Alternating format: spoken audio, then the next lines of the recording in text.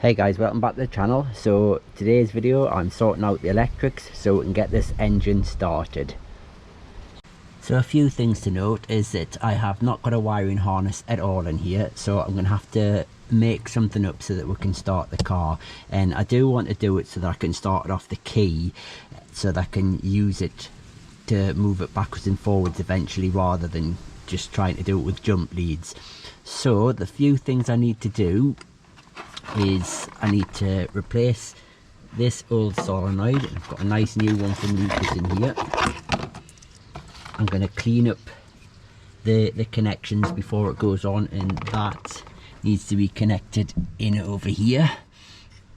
And down here I need to clean up this connection as well. This is the positive to the starter motor, so that obviously goes on the other side of the solenoid. I've already run some wires from the ignition key, so I've got battery live, which I think is this one. I've got ignition live, which is this one, which attaches to this side of the coil. I've already connected a wire from the negative side, which comes down here to the distributor. This wire here, you can see, will be a one for the alternator.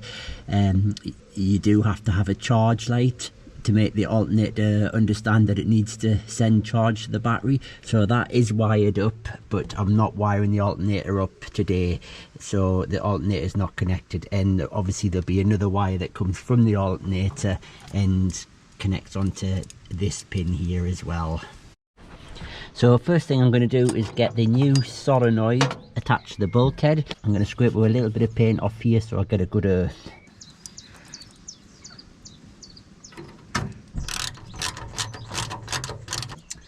So that's the new solenoid connected to the bulkhead.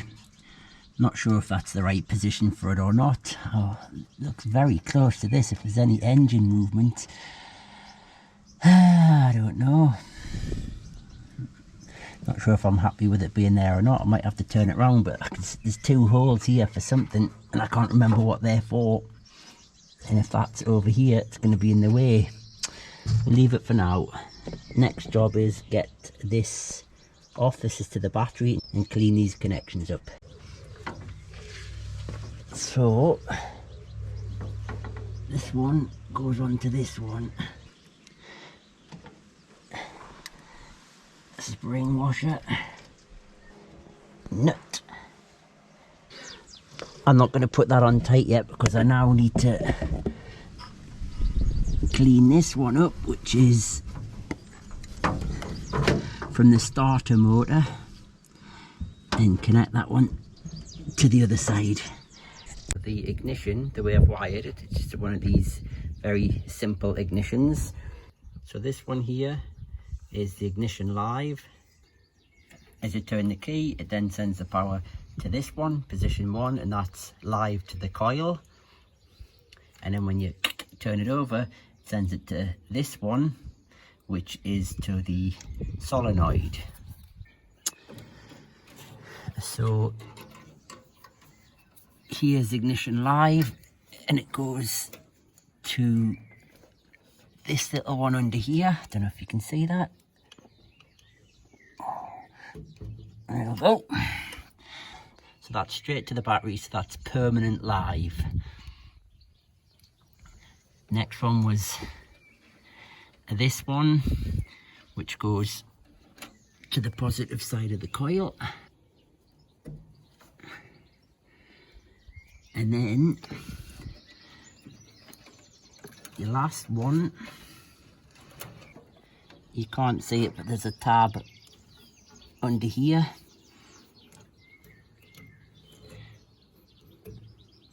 And it goes in here. Now, before I get loads of comments saying that this wiring's shocking, it's temporary. I know I haven't got grommets in here, these are way too long. It's just a temporary solution just to get the engine moving. I'll tidy it up a little bit later. So I've added a few earths as well.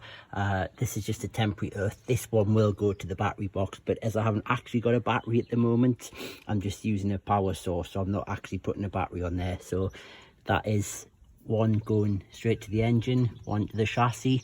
On the other side, on the starter motor, if you look down there, I've also got one from the starter motor or the engine to the chassis there as well. Eventually I'll put one from the gearbox to the chassis as well, but that should be all right for now.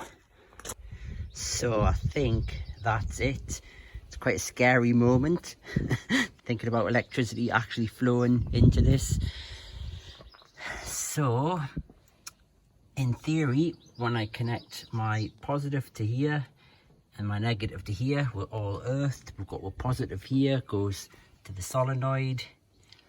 The solenoid is all wired to the ignition switch and to the starter motor. So the next thing to do is put some power on, turn the key to position 1, so I should in theory have power to the coil and to the distributor, so I can get it to top dead center and turn this, take a spark plug out, earth it, turn it. When I get a spark, I know that that should be in the right position. So that's it for today. Getting close now. The next video is going to be putting some oil in it, putting power to the distributor and seeing if we're getting a spark, and then turning it over and seeing if I can start it. So if you want to see that one, don't forget to subscribe, leave a comment, leave a like, and we'll see you in the next video.